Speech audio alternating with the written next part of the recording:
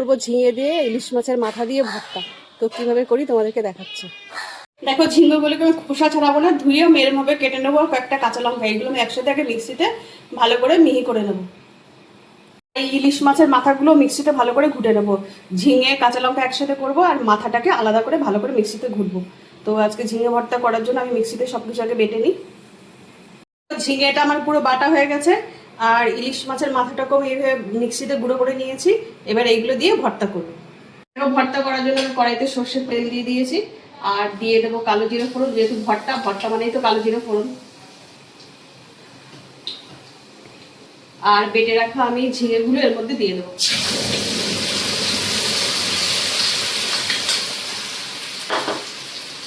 আর দেবো এই মাছের মাথাটা, সেটাও দিয়ে একসাথে ভালো করে এটা ভাজবো। দুটো কষা কষা করবো। দেবো হলুদ,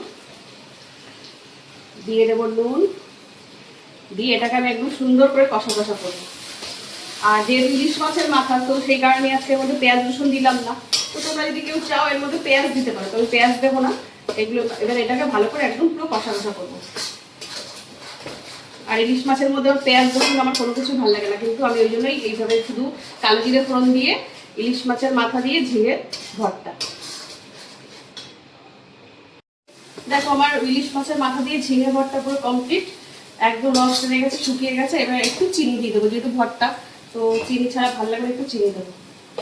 তো আগেও বলেছি, দেখো আমি এতে পেঁয়াজ রসুন দিইনি, তোমরা চাইলে এর মধ্যে পেঁয়াজ রসুন দিয়ে করতে পারো।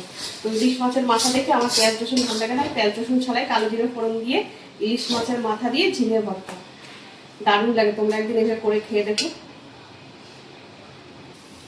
এখন ভর্তা পুরো রেডি, একদম ভর্তা রস টেনে গেছে, পুরো রেডি। তোমরা একদিন এভাবে করে খেয়ে দেখো, দারুণ লাগে।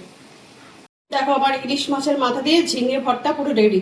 তো তোমরা একদিন এভাবে করে খেয়ে দেখো। গরম গরম ভাত আর এই ঝিঙে দিয়ে ইলিশ মাছের ভর্তা, বিশ্বাস করো আর কিচ্ছু লাগে না। অসাধারণ অসাধারণ,